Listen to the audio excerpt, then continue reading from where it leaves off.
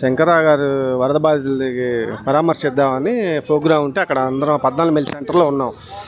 ఉంటే 14 శంకరరావు గారు అటు రావట్లేదు, ఆఫీస్ కాడికి రమ్మంటే ఇటు బయలుదేరాం. ఆ టైంలోనే ఇట్లా నాగేంద్ర అని కొంతమంది దండా నాగేంద్ర అనే అతను ఒక 7-8 మంది వచ్చారు. వచ్చి మేము వచ్చే వాళ్ళని కారు అడ్డగించి మమ్మల్ని కారు బగలు కొట్టి కారు బగలు కొట్టి చేశారు.